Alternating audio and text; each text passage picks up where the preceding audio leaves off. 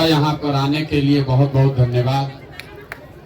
मेरा नाम है प्रशांत किशोर।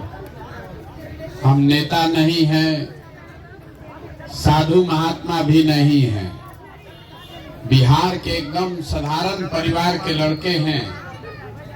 यही बिहार के सरकारी विद्यालय से पढ़कर हमने अपना जीवन शुरू किया। माता पिता का आशीर्वाद है, ऊपर वाले की कृपा है, जीवन में कुछ हासिल कर लिए हैं। तो अब तय किए हैं कि अगर भगवान ने हमको शक्ति, बुद्धि, साधन, पैसा दिया है तो जीवन में जो कुछ भी है वो सब कुछ लगाकर बिहार में अपने लोगों की जिंदगी को सुधारने का प्रयास करना चाहते हैं। हमने कोई दल नहीं बनाया है, हम आपसे वोट भी नहीं मांगेंगे। अभी आपको 15-20 मिनट में वो रास्ता बताएंगे। अगर आपको समझ में आ जाए तो जिसको मन है उसको वोट दीजिए, लेकिन हमारा बताया रास्ता अगर आपको समझ में आ जाए तो आपके बच्चों के लिए पढ़ाई, रोजगार का व्यवस्था हो जाएगा। आप गरीबी से निकलने का आपका कार्यक्रम चालू हो जाएगा। तो हम वो रास्ता बताएं, उससे पहले ये समझिए कि हम आपसे वोट काहे नहीं मांगते। वोट मांगने वाला नेता लोग तो हर 2 बरिस पर आता ही है आपके पास। जो आया वो कहता है कि भैया हमको वोट दे दीजिए, चाची वोट दे दीजिए, हम जीत कर आएंगे तो आपका एकदम सब भला हो जाएगा। आप सुन के, कभी भरोसा करके, कभी लालच में पड़ के आप उसको वोट देते हैं। जो वोट लेकर गया अब वो हेलीकॉप्टर पर घूम रहा है। अब 5 बरिस फिर आपको अपना मुंह नहीं दिखाएगा। आज 40 बरिस तक कांग्रेस को वोट दिए, फिर 15 बरिस लालू जी को हम लोग जिताए, 18 बरिस से अभी नीतीश बाबू कुर्सी पर बैठे हैं। दिल्ली में हमने मोदी जी को भी बैठा कर देख लिया। बिहार में आपका और आपके बच्चों का जीवन नहीं सुधरा।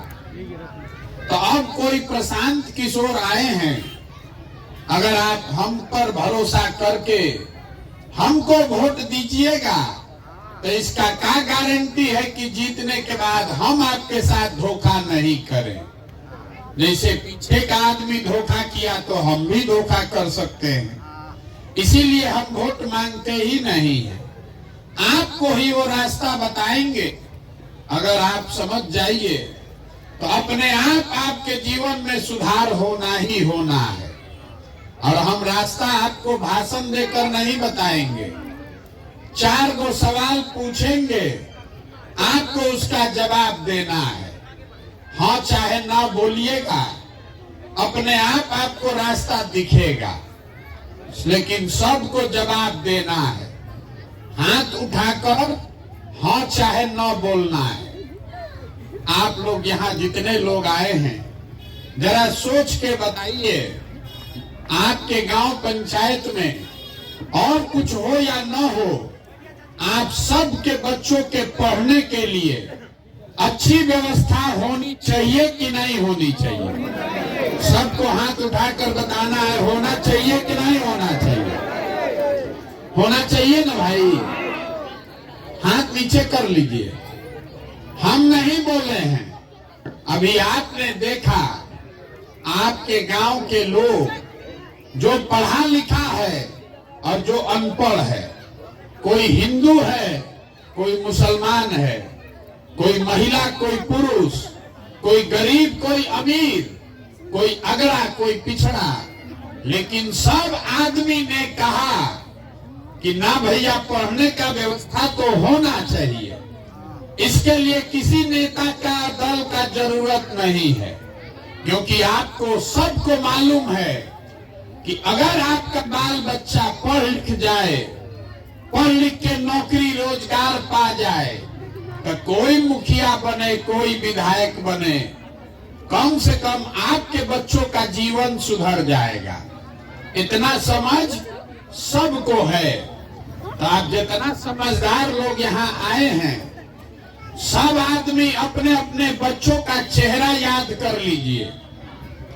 हर आदमी अपने बच्चे का चेहरा याद कर लीजिए और अपने बच्चों के नाम पर एक बार ईमानदारी से बताइए, आप में से किसने जीवन में एक बार भी अपने बच्चों के पढ़ाई के लिए वोट दिया है?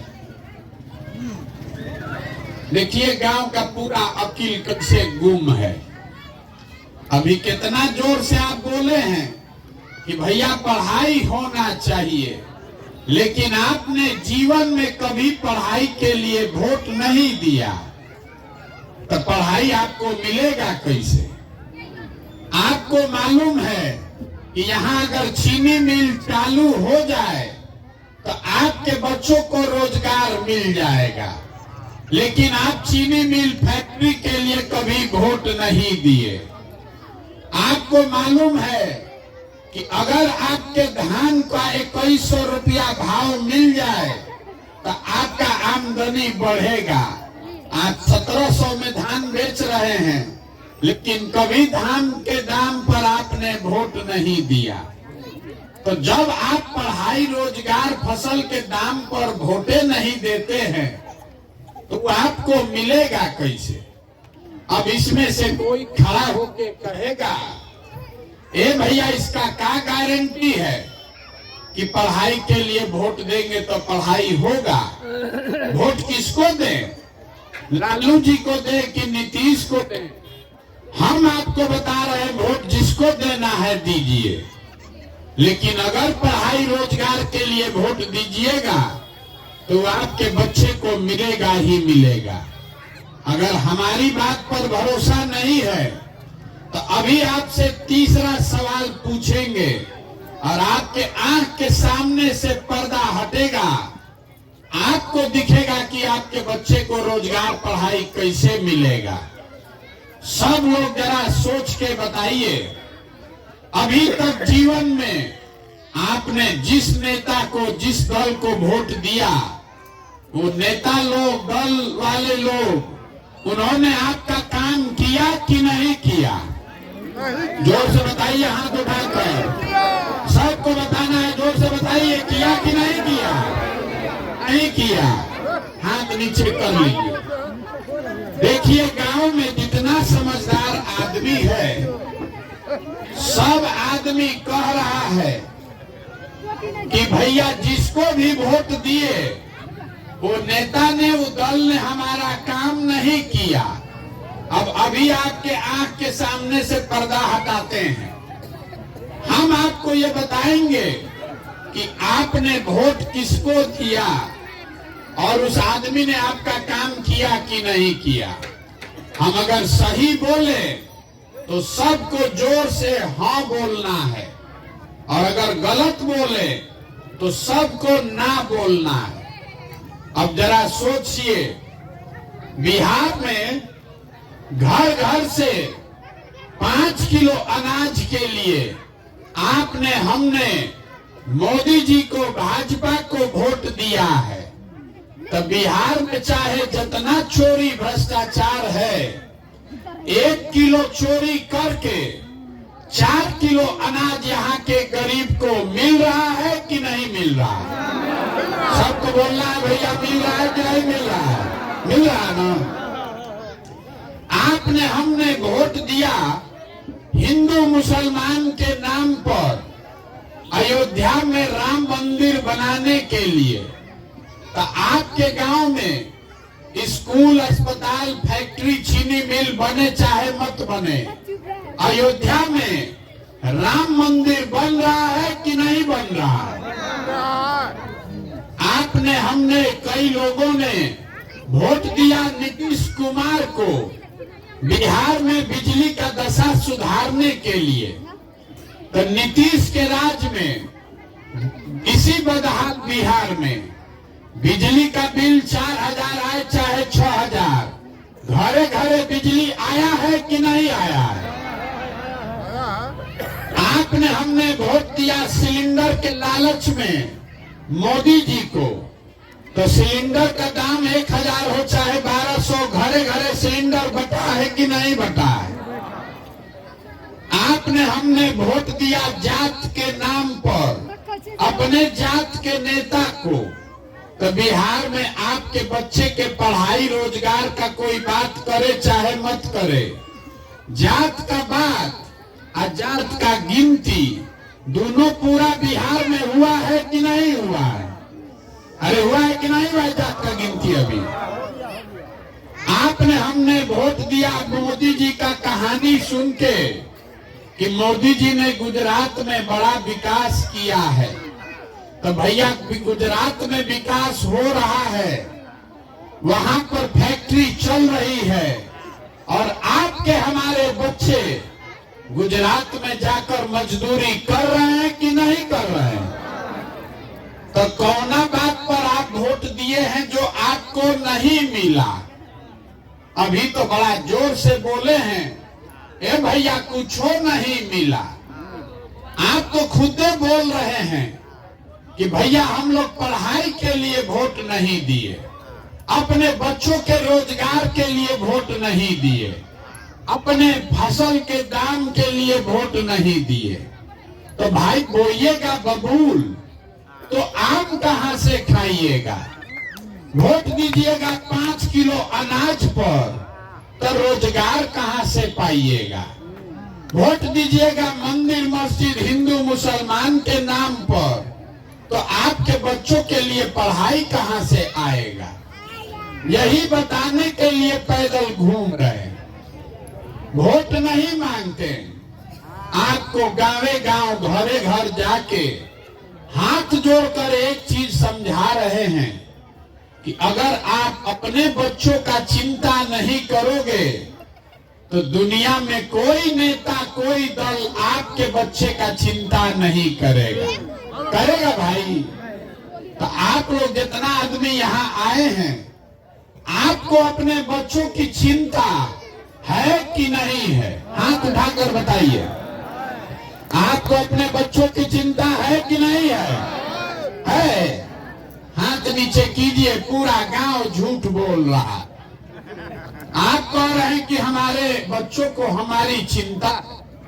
मेरे भाई, हम 4000 गांव से पैदल चल के आ रहे हैं। आपके गांव में भी हम आए, रास्ता में हमको अगर 100 गो बच्चा मिला, आधा से ज्यादा बच्चों के शरीर पर शुद्ध कपड़ा नहीं है। आपके जितने छोटे बच्चे यहाँ खड़े हैं, आप देख लीजिए, ज्यादातर बच्चों के पैर में चप्पल भी नहीं। आपका बच्चा आज स्कूल में पढ़ने गया होगा, वो पढ़ा नहीं है, खिचड़ी खा के घरे आया है, वो भी पिलुआ वाला खिचड़ी, लेकिन आपको उसका कोई चिंता नहीं। आप गांव में बैठ के 5 आदमी बैठते हैं तो आपको ये दिख रहा है मोबाइल पर कि मोदी जी का अमेरिका में स्वागत कितना हो रहा है। आपको ये बुझा रहा है कि लालू जी का लड़का मुख्यमंत्री कैसे बनेगा। आपको गांव में ही समझ में आ रहा है कि मोदी जी का 56 इंच का सीना है, लेकिन अपने बच्चों की दुर्दशा आपको नहीं दिख रही। तो आप नहीं भोगिएगा, आपका बच्चा नहीं भोगेगा तो कौन भोगेगा? यहाँ के आदमी को अपने बच्चों की चिंता नहीं है। जिन नेताओं ने आपके बच्चों का हक लूट के आपके बच्चों के हाथ से किताब कॉपी लेकर आपके बच्चों के हाथ में खिचड़ी वाला प्लेट पकड़ा दिया, जिन नेताओं के भ्रष्टाचार से आपके बच्चे मजदूर बनकर पूरा देश में घूम रहे हैं, उसी दल को, उसी नेता को आप जात के नाम पर, धर्म के नाम पर जाकर वोट देते हैं। तो आपसे बड़ा गुनाहगार कौन आदमी है? बिहार में आदमी कह रहा है, ए भैया क्या करें, विकल्पे नहीं है। आप आए हैं आप दल बनाइए, आप आगे आगे चलिए, हम लोग सब आपके पीछे चलेंगे। आप बिहार को सुधारिए। हम आपको हाथ जोड़कर कह रहे हैं, हमको आपका साथ नहीं चाहिए। आप तो ऐसे लोग हैं कि अपने बच्चों के साथ नहीं खड़े हैं। आप हमारे साथ खड़ा होइएगा। कोई कह रहा है कि हम 15 महीना से पैदल चल रहे हैं, इसीलिए आप सुनने देखने आए हैं। अरे आपका बच्चा 15 साल से नरक में जी रहा है, लेकिन आपका जात का धर्म का नशा टूट नहीं रहा। तो जब आप अपने बच्चों के लिए नहीं सुधरे तो आप प्रशांत किशोर के लिए सुधरिएगा। हम 15 महीना पैदल चले कि 15 बरिस चल दें, यहाँ के आदमी को सुधरना नहीं है। हम जहाँ बिहार में गए सब जगह लोग कहता है, ए भैया बिहार में बहुत भ्रष्टाचार है, मुखिया जी इतना चोरी कर रहे हैं, विधायक इतना चोर है, नाली गली नहीं बनवाया, हम लोग से राशन कार्ड में 2500 3000 घूस लगता है, इंदिरा आवास तो मिलिए नहीं रहा है, मिलेगा तो 25,000 30,000 घूस लगेगा। यहाँ आप जितने लोग बैठे हैं जरा ईमानदारी से बताइए, 2 बरिस पहले मुखिया का चुनाव हुआ, जब चुनाव था तब 500 रुपया लेकर वोट बेचे आप, मुर्गा भात खाकर वोट दिए आप, 2 गो पाउच पर वोट का सौदा किए आप। तो आपका मुखिया चोर नहीं होगा तो हरिश्चंद्र होगा। अरे आपका तो इतना दुर्दशा है कि आपको चोरी भी नहीं करने आ रहा। जिस मुखिया को, विधायक को आप 500 रुपया लेकर वोट देते हैं, वही जब जीत कर आता है तो आपका और आपके बच्चों के हक का हलक में उंगली डाल के 5,000 10,000 घूस लेता है। और आप बाप बाप चिल्लाते हैं कि बिहार में बड़ा भ्रष्टाचार है। मेरे भाई, जब 500 रुपया लेके वोट दिए थे तब भ्रष्टाचार नहीं था। जात के नाम पर मुर्गा भात खाकर वोट दिए, वो भ्रष्टाचार नहीं है। अरे जब समाजे चोर है तो नेता ईमानदार कहां से पैदा होगा। बिहार में हर आदमी सोच रहा है कि हम लूट के अपना घर भर लें, अब पूरा समाज ईमानदार हो जाए। ये हो नहीं सकता है।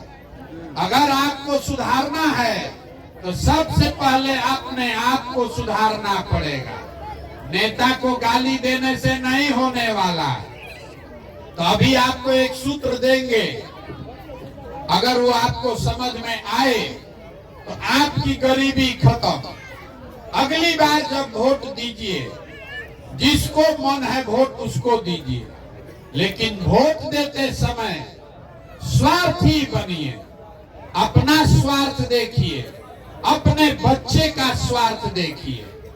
नेता आकर कहता है देश के लिए वोट दीजिए, कोई कहता है जात के लिए दीजिए, कोई कह रहा है धर्म के लिए दीजिए, कोई कह रहा है कि लालू को हराना है इसलिए दीजिए, कोई कह रहा है मोदी को जिताना है इसलिए दीजिए। हम आपको एक ही चीज सिखा रहे हैं, वोट जिसको देना है दीजिए, लेकिन वोट अपने बच्चों के लिए दीजिए।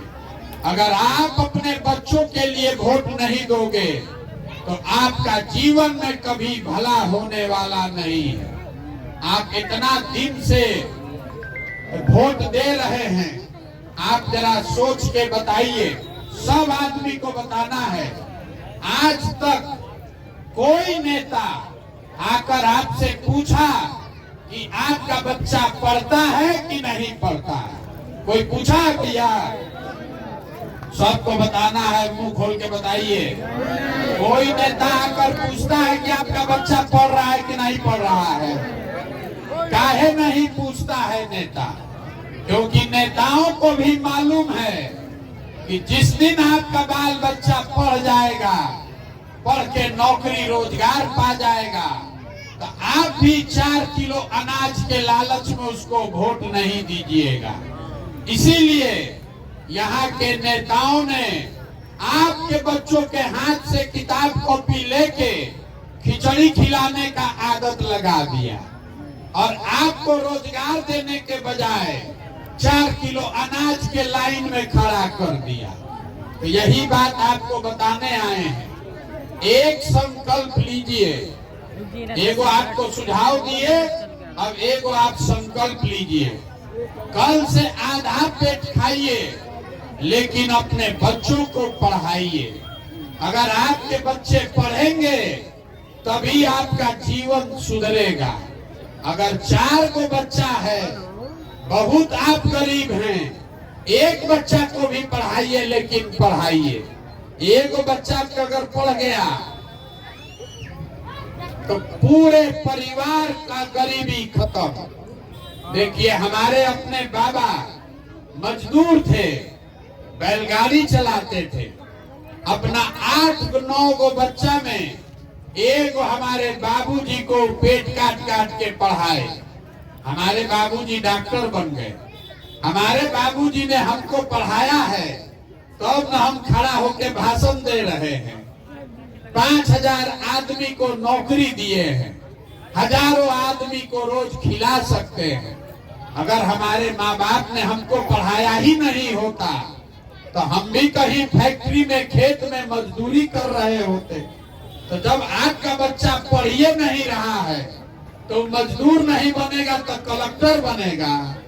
इतना बात बुझाना चाहिए कि नहीं बुझाना चाहिए? तब आपको ये जो संकल्प देके जा रहे हैं, अगर ये बात याद रखिएगा तो जीवन इससे सुधरेगा। हम इतना देर से बोल रहे हैं, हमको वोट नहीं चाहिए, चंदा पैसा हम लेते नहीं हैं, किसी का एक कप चाय भी नहीं पीते हैं, लेकिन आपसे मांगने आए हैं आपका दुआ और आशीर्वाद। ये 50 वर्ष से ये नरक का दशा बना हुआ है बिहार में, ये भोग रहे आप 50 वर्ष से। इतना आसानी से सुधरने वाला नहीं है, बहुत मेहनत करना पड़ेगा। आप 5 दिन जाते हैं बाबा धाम, आपका हाथ पैर फूल जाता है।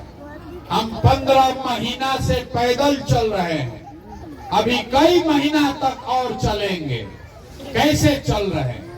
ये चल रहे हैं ऊपर वाले की कृपा से और गांव-गांव में लोगों के आशीर्वाद से। तो जो बात हमने आपको बताया, अगर आपको लगता है कि ये ठीक बात है, जो प्रयास हम कर रहे हैं आपको लगता है कि ये ठीक प्रयास है, तो और कुछ नहीं, एक बार हाथ उठाकर आशीर्वाद दीजिए, दुआ दीजिए और बताइए कि ये प्रयास होना चाहिए कि नहीं होना चाहिए। सबको बोलना है भैया मुंह खोल के, ये प्रयास होना चाहिए कि नहीं होना चाहिए? तो अब आप आशीर्वाद दिए हैं, आपने दुआ दी है, तो आपको एगो मीठा बात बता के घरे भेजेंगे। भगवान ने जो हमको पैसा, साधन, बुद्धि दिया है, वो सब लगा के हमने जो योजना बनाई है, 2 बरस में जब ये नया व्यवस्था बनेगा, जनता का राज बनेगा, तो नाली गली बने चाहे मत बने, स्कूल अस्पताल जब सुधरेगा तब सुधरेगा, लेकिन साल भर के अंदर, इसको याद रखिएगा, हमारा नंबर भी यहाँ लोगों ने बांटा होगा, उसको रखिएगा अपने पास। साल भर के अंदर जितना आपका सामान गया है बाहर मजदूरी करने, और जो बच्चे आपके बेरोजगार यहाँ बैठे हैं, सभी के लिए 10 से 12 हजार रुपया के रोजगार का व्यवस्था यही स्थानीय स्तर पर करके आपको देंगे। अब आप बताइए कि आपको 5 किलो अनाज चाहिए कि अपने बच्चों के लिए रोजगार चाहिए? आपको अपने जात का नेता चाहिए कि अपने बच्चों के लिए पढ़ाई चाहिए? तो इतने बात याद रखना है।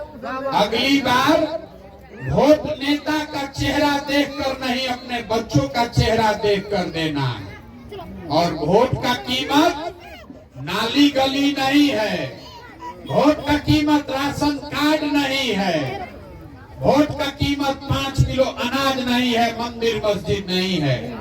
वोट का कीमत है रोजगार और पढ़ाई। अगर 100 रुपया का चीज 1 रुपया में बेचिएगा तो नुकसान आपका होगा कि नहीं होगा? तो रोजगार पढ़ाई का वोट का कीमत है, आप उसको 4 किलो अनाजे पर दे रहे हैं, इसीलिए गरीब हैं। अगर वोट का सही कीमत लगाइएगा अपने आप गरीबी खत्म होगा। तो वोट जिसको देना है दीजिए, लेकिन अपने वोट का कीमत सही लगाइए। रोजगार और पढ़ाई, इसके बगैर वोट नहीं पड़ना चाहिए। इतने बात याद रखिए, आपने आशीर्वाद दिया है तो ये भरोसा रखिए, वोट देते हैं तो सत्ता बदलती है।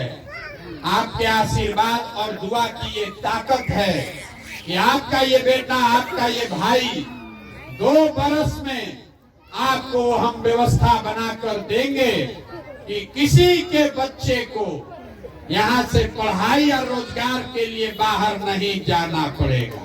ये लिख कर रखिए। ये होना चाहिए कि नहीं होना चाहिए? होना चाहिए कि नहीं होना चाहिए? होना चाहिए। तो एक बार इस धरती के लिए एक नारा लगाएंगे। हम लोग बाहर जाते हैं तो बिहारी कह के हम लोग को गाली देता है, अपमानित किया जाता है। तो आगे आपके बच्चों को बिहारी कह के कोई अपमानित न करे, इसके लिए एक नारा लगाएंगे। मैं बोलूंगा जय बिहार, आप सबको बोलना है जय जय बिहार, जय बिहार। यहाँ के आदमी में हौसले दम है। जय बिहार, जय बिहार, जय बिहार। आप आए, आपने बात सुनी, आशीर्वाद दिया, उसके लिए बहुत बहुत धन्यवाद।